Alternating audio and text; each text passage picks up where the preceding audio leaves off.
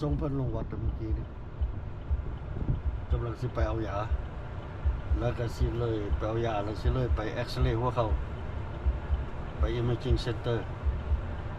ด็อกเตอร์สั่งให้ไปเอ็กซเรย์หัวเข่าแล้วก็ไปเอ็กซเรย์ตัวอันเอลอีกไล่เอ็กซเรย์ในมื้อนี้นะ4อย่าง4เอ็กซเรย์หัวเข่า2เบื้อง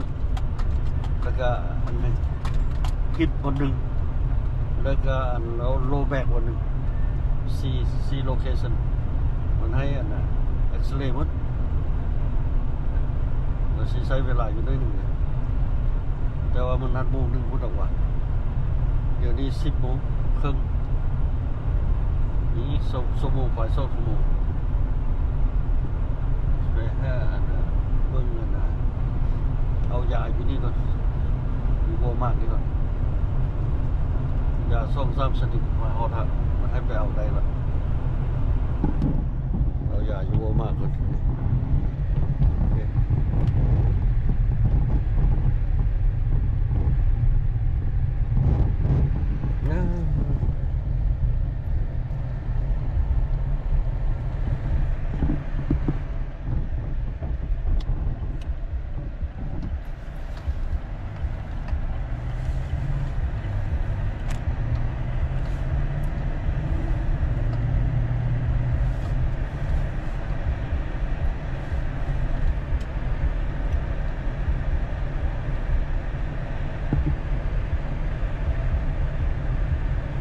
แดดออกท้องฟ้าแจ้งสว่างรายงานอากาศอีกแล้วฟ้าแดดจังปางเจิงเปิงจังปางฟ้าแดดก็ได้แต่ว่าหนาวความเย็นยังมีอยู่แดดออกนี่ไม่ว่าความเย็นนะหนทางยังมืดอยู่ไปขนาดเที่ยงอย่างนี้เลยยังมืดอยู่มีห้องจอดไกลๆนี่หมดเลยเนาะว่าทีมีอยู่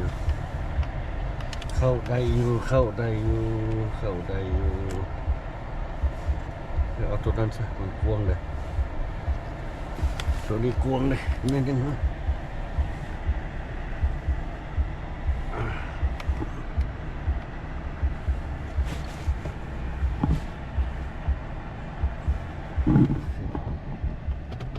เอาละวอมาก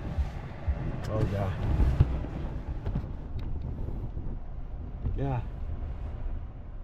เกือบเชี่ยหัวให้มันเกือบเชี่ยหัวให้บักแคทเชียให้มันนี่สัมพีนึงก็สิมาลิ้นทริกใส่กันว่าสินะมาซื้อเครื่องเอาเงินไป50ให้อันน่ะหมวกราคา$14เอาเงินไป50ให้ทอดมาอันน่ะ$32ทอดมาทำอีกทอด$2ไหมเอาไป50ให้มันทอด$2ไหมบวกมือ1 $14ไป$15มันทอด$2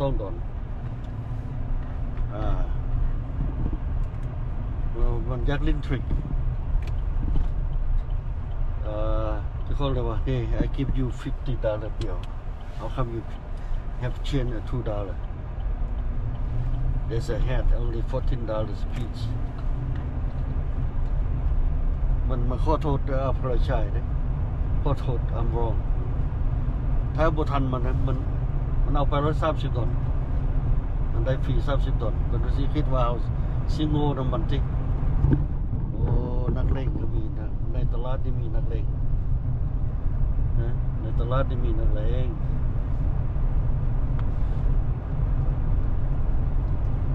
อยากขี้โกงสิเอาเงินเอา$30ดีแต่เบิ่งไหม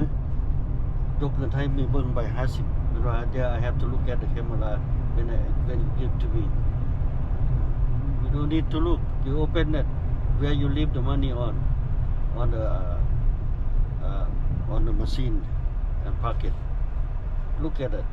the $50 bill will be on top there oh I apologize จึงเอาเงินมาคืนให้อีก$30เสียไปอีก$2นะธรรมดามั่วก็เสียไปอีก$ไปนะธรรมดามั่วขึ้น$14ไปนะ แต่ว่ามันสอน30 ดอล32 ดอลแสดงว่ามันได้อยู่ดอลหนึงยังได้อยู่ดอลหนึงเอายามันโอ้ขี้ลายขนาดนะเดี๋ยวนี้ก็เห็น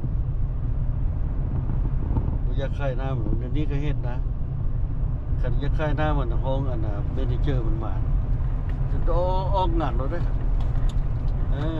ได้ออกงานเราได้บ่อยากเฮ็ดซื่อๆนะคันห้องเมเนเจอร์มามันได้ออกงานเราแหละเนี่ยนี่ก็โกงกันนี่แม่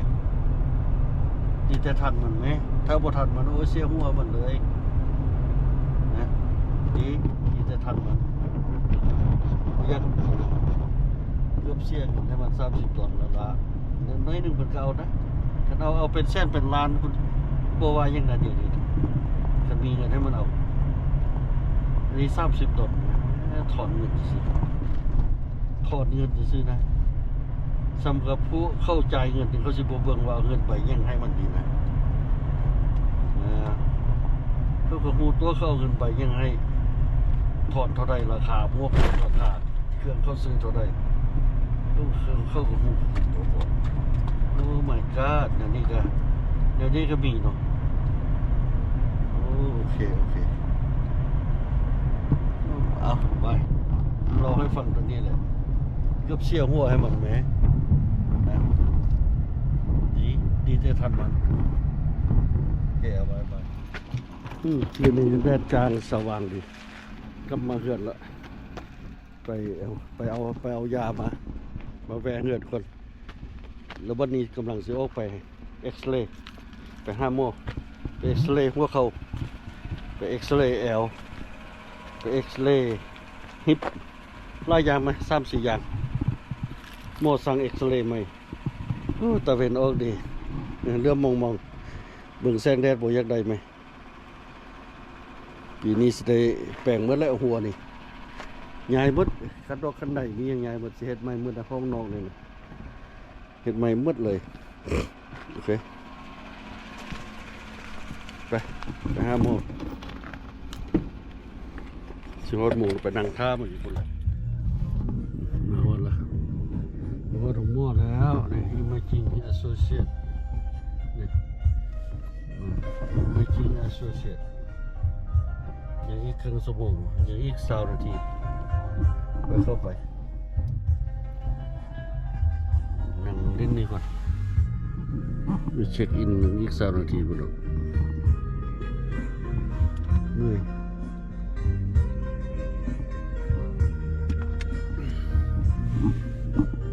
มีธนาคารนี้ผมมันทางหน้ามันธนาคารตัวนี้บิลดิ้งตัวนี้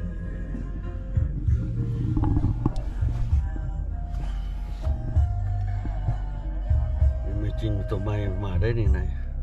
MRI เข้าไปนะฮันเห็นหมดได้นี่เห็นหมดเป็นยังอยู่ไหนฮันนะมันบอกหมดอยู่ไหนฮันสไลด์เข้าไปฮัน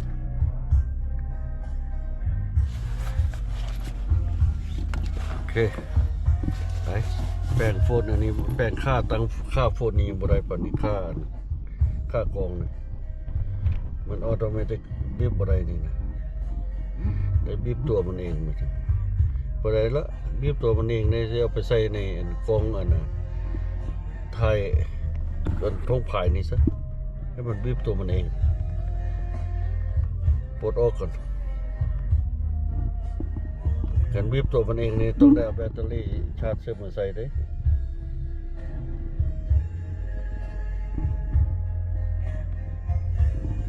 ต้องเอาแบตเตอรี่ชาร์จชิงมาใส่ในกระเป๋านี่ไว้เลย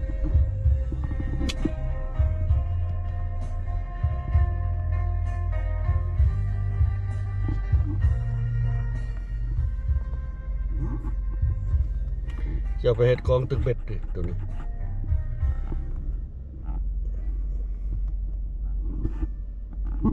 เจ้ากองตึกเบ็ดเสียดายตัวมันตกน้ำปีกายนะไปตกน้ำหักจนได้ก็หัดอยู่ไปตกได้ยังเงืดอยู่เลยตกน้ำตึกเบ็ดตอนปีกายดิเสียดายขนาดนี้วะ 3กองพุ่นกองโคโปรนี่กอง11 2กองแล้วละมาเอ็กซเรย์แล้วละบัดนี้เวียกต่อไปนี่แม่นไปหับล้านได้บัดนี้โอ้หับล้านเลิกโรงเรียนนะเอ็กซเรย์แล้วละเลยไปหับล้านเลิกโรงเรียนต่อจังโมงแล้วนี่นี่อีกชั่วโมงหนึงนะหับล้านเลิกโรงเรียนแวะไปเฮือนก่อนจะออกไปไหมแล้วเราไปเอ็กซเรย์3-4 ด่าน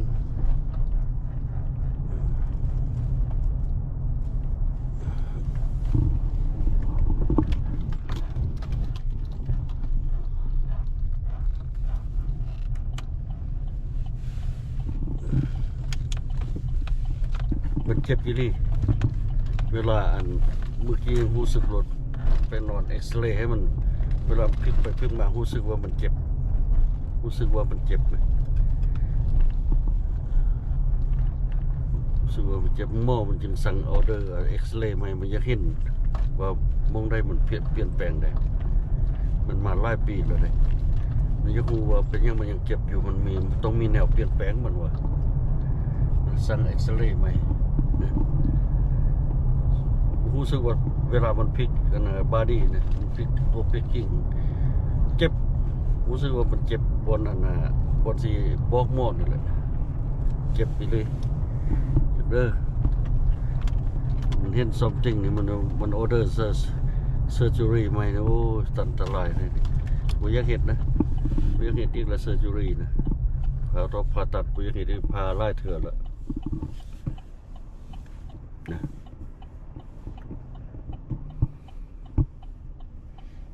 ดินแห้งหมดแล้วบ้านนี้อากาศดีอากาศดีมาแล้วอากาศดีมาแล้วอากาศดีมาแล้วดินแห้งหมดแล้วกลับบ้านทางแยกตัวนี้บีซีแยกนี่มันรถเขาออกของโง่เลยมันบีซีแยกตัวนี้เลยบีซีขนาดแต่หนทางบ่ยอมแปลงไหมน่าจะแปลงได้หนทางนี้เป็นคุ้มไปยังรถเที่ยวไล่ไหมทางเที่ยวเข้าแถวว่าขุมโม่ได้บุเที่ยวไล่ได้ยังไงประเดี๋ยวหนทางมันลุกขุขักเป็นคุ้มเป็นบ่ออยู่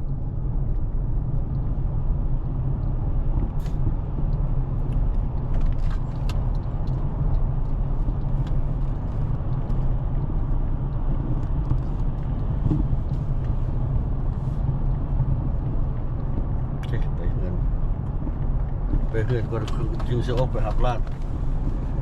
ไปเอาเครื่องไปไว้เหือนวะวันเปิดมาเหือนหรือเปล่าเลิกวันหรือเปล่าโอเคไปลองบ้านนี่ละเดี๋ยวบ้านนี้รอบนี้แมนออกบ้านรอบนี้แมนไปหับลาดเลิกหงเหียนไปหับลาดเลิกหงเหียน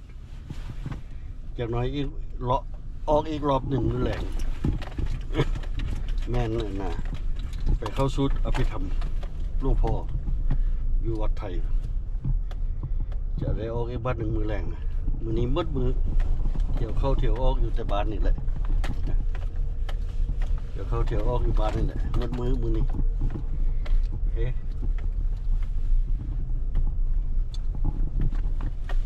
รถยำฤดูกาลสิฮอดฤดูกาลตึกเบ็ดแล้วเตรียมเครื่องตึกเบ็ดเตรียมตัวoutdoor activity outdoor fishing ไอ้แล้วเดือนหน้าเดือนไหนนี่ก็เดือนหน้านี่ก็ตึกละป่าขึ้นละป่าฮูริเคนมันเข้าไปตักเอาตอนน่ะเดือนหน้านี่ก็ตักป่าฮูริเคนละเดือนไหนก็มันตึกเบ็ดละ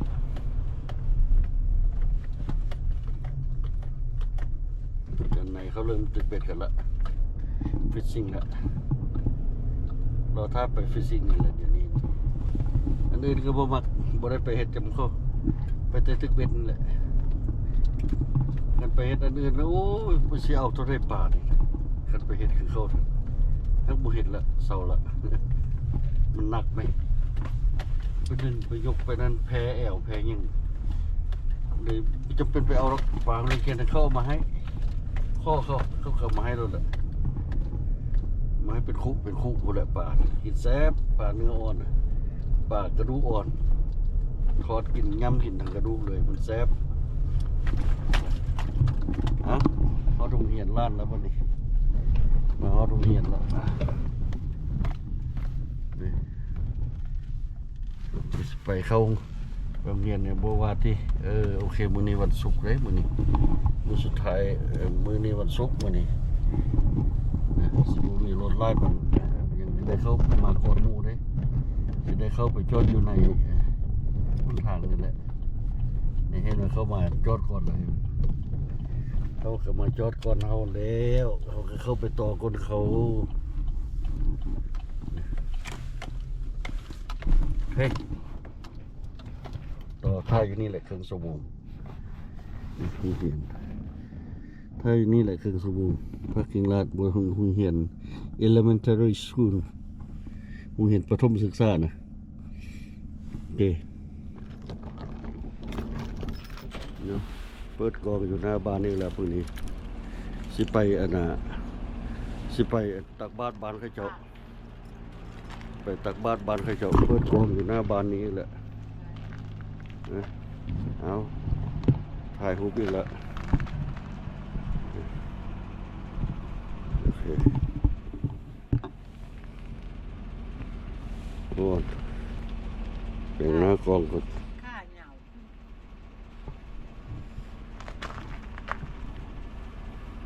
โอเค1 2 3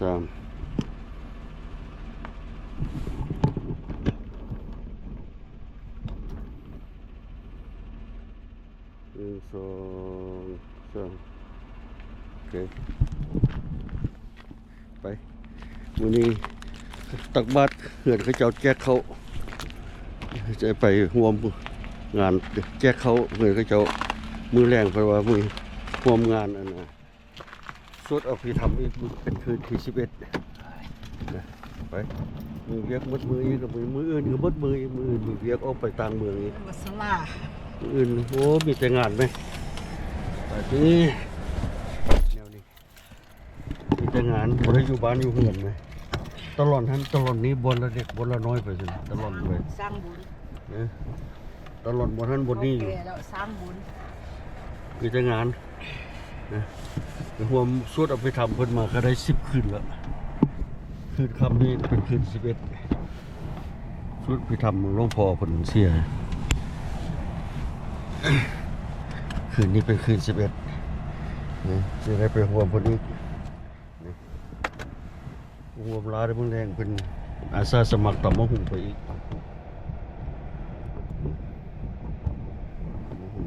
ไปกินข้าวแรงตำหูสวดพระกินข้าวแรง